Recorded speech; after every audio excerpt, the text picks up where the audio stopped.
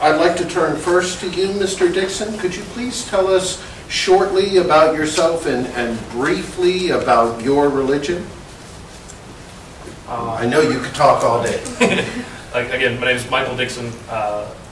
Been here since 2003. We've planted a small Christian community, non-denominational, downtown, and been around for about 4 years with that. So I'm given the very easy task of representing the entire history of Christendom here tonight, which obviously has had a lot of different expressions throughout all of history. So I am wholly unqualified to represent all of Christianity. But if I were to boil down the basics and what I believe to be the most important aspects of what the faith I ascribe to is about, is essentially that we believe that the person of Jesus of Nazareth is the full expression of who God is and who humanity is called to be. And so we organize our lives around that principle, around the idea that when we give ourselves over to the life of Christ and the faith of Christ and faith in Christ, that we experience life the way it was intended to be, and ultimately that we find healing and redemption, as does the world eventually in our system, through Christ and through what He represented. And so we believe you can't really know more about God than you can know about Jesus. And Jesus really kind of boiled it down to the idea of love of God and love of neighbor as yourself, and the rest will work itself out. So our community, anyways, Christians have a long history of fighting about all the details after that. Our community really tries to just focus on those two simple things, because we found that while it is simple, it's also eternally difficult to figure out. So until we get those two things right, we'll concentrate on those. Is religious tolerance important to your faith? And if so, why? I would say that religious tolerance is absolutely central to our faith. Now, with that said, I also am not ignorant of the fact that Christians as a whole have probably more apologizing to do than most in regards to how they've behaved in the past. We've done some pretty atrocious things, and that's something that we should apologize for, and something we should learn from. I would say that within the framework of what we believe Jesus taught is and I want to be careful not to be misunderstood here, but is this concept of enemy love. And I'm not attaching the label of enemy to any other faith or anyone here, but it would be the idea that even our enemy, even that person who was, in their case, oppressing them, at times killing them for sport, we are to treat them as a brother or sister.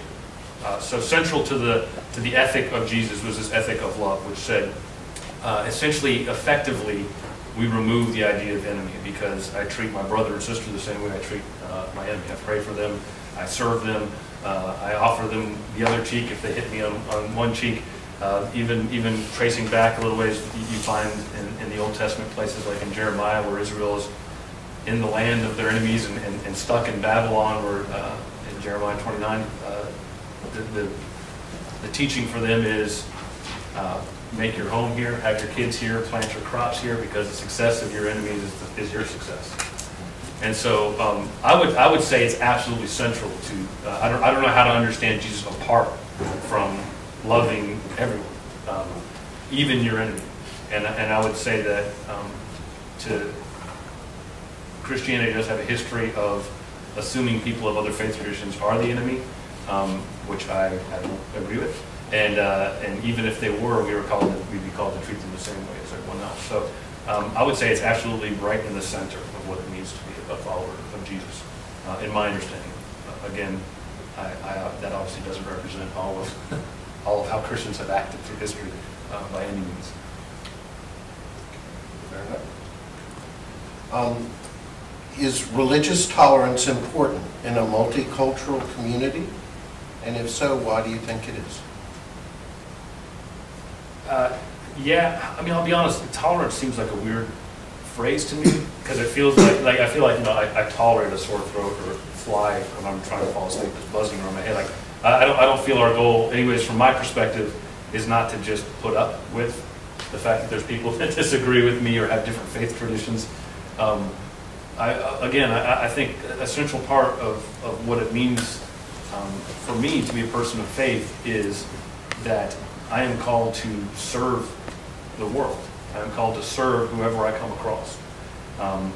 And so what that means is how I interact and how I serve and how I love my community is at the center of my call of what it means to be a human being.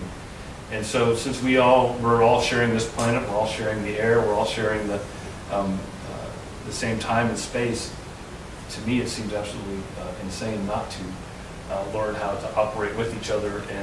And I actually, my friends that are from different faith perspectives, I learn a lot from them and have a lot to learn from them. And if I'm not tolerant of them somehow, or if I'm not accepting of them or engaging with them in conversation, then it indicates that I'm afraid of something, or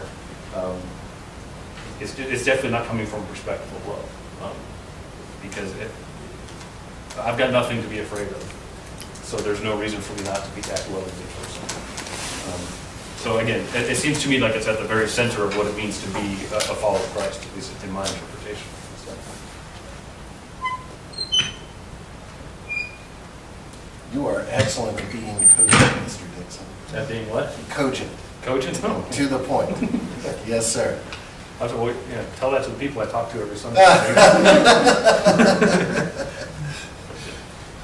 So, do you think that Hattiesburg is a religiously tolerant community? And if so, why or why not? Ooh, that's a tough one. I'm a South Floridian.